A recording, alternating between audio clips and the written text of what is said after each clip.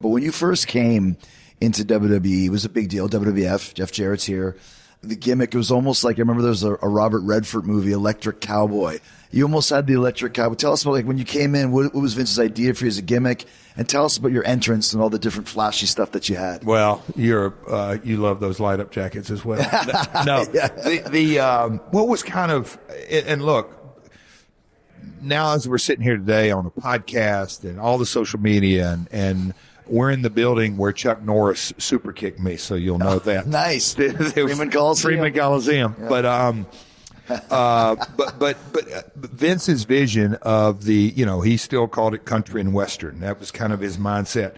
But it goes back to, he saw me in Memphis. He came down, and that's the first time he ever played the evil Mr. McMahon against Jerry Lawler. Wow. He was coming down every week, and look, business was down 92. I mean, really down. Him and my dad were having the conversations. But Vince came down to us as a territory. We had a talent exchange and all that kind of stuff. And Savage and Jimmy Hart and just all that whole kind of wide-ranging relationship. But he saw Jeff Jarrett, the white meat babyface, Southern white meat babyface. Dyed blonde hair. Yeah, exactly. Blonde hair, all that kind of stuff. And he was like, you can imagine him telling Jerry, Jarrett, I don't see anything in Jeff as a babyface. What? He's my number 2 babyface. But anyway, Vince immediately, like, I see this guy as an arrogant heel because Vince is, Jeff, you can work your ass off. You can talk your ass off. You can do all this, but we got to create something larger than life. And he just kind of rolled out that, you're arrogant and you're going to use the WWF and rename it the Double JF because you want to take over country music.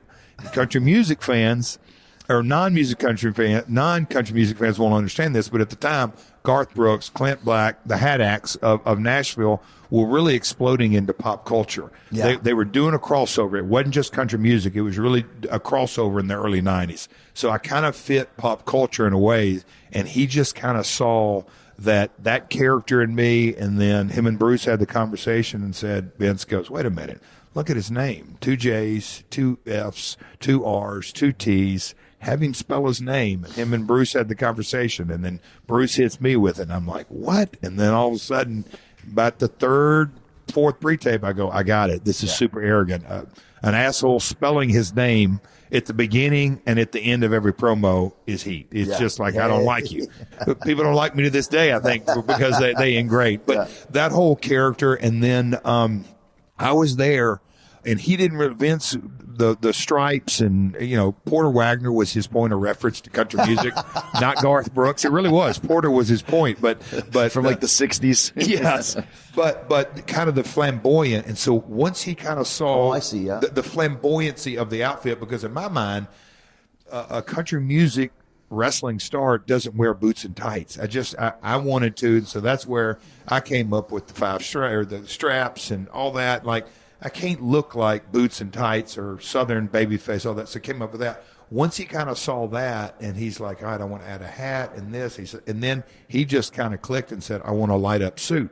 So when they called me, one of those phone calls you never forget. Pal, I'm sitting in this little area in my old house. What do you think? And I just went, Vince, I don't know how we're going to do it, but hell yes. I hate it looking at just again, the new generation era, wasn't the attitude era. It fit for what we were doing then, and we had some steam behind it. I had a real good feeling that I loved the vision of that. So, how was the light up outfit made? Oh my gosh! To this day, you watch the Raw in the Bradenton, south of Tampa. I won the title in Tampa, IC title, Tampa.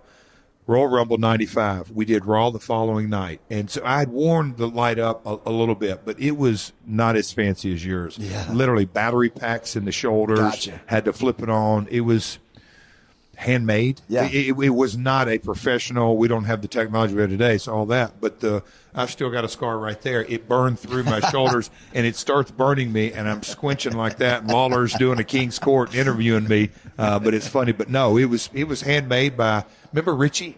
Yeah, Richie Posner. Magic. Brother Richie. He put it together, and He's like, oh, man, I'm so sorry because I had blisters on my shoulders on that. But anyway, we kind of were perfecting it a little bit, and the hat would come and go, but the lights would go out. Anyway, we were trial and error. We paved the way for you, pal.